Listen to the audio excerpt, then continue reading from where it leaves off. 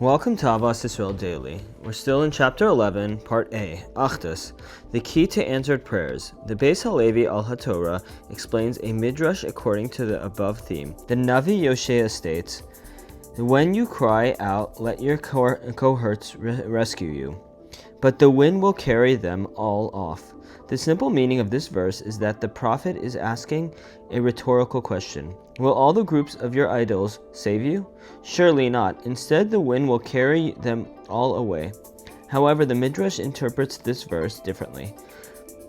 When you cry out and let your cohorts rescue you refers to the groups of Yaakov in the Shoftim. Yaakov and the Shoftim saved the family from Esav, and the wind will carry them all off refers to Esav and his army. The Beis HaLevi explains, when an army fights a battle, the larger the army, the more successful it will be. Why? Because a huge army can spread across the entire enemy country, fighting them on many fronts.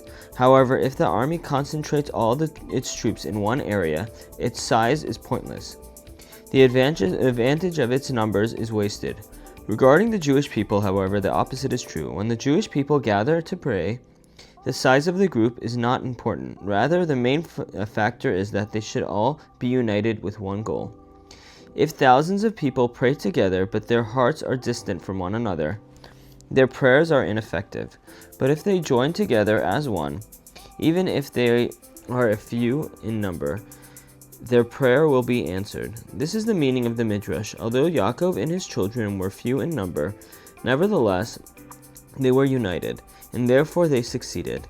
Esav led a large army, but their hearts were distant from one another, and the wind carried them away. The Beis HaLevi states, in the name of the Sifrei Musar, that before one begins to pray, he should concentrate on loving every Jew and unite himself with them. Indeed, some Sidurim include the following prayer based on the Arizal. Behold, I accept upon myself the mitzvah of love your fellow as yourself, and I love every Jewish person like my soul and like my resources. And now I am prepared to designate my mouth to prayer in front of God, the King of Kings, Hashem. Thank you, and Shabbat Shalom, and we'll continue next week.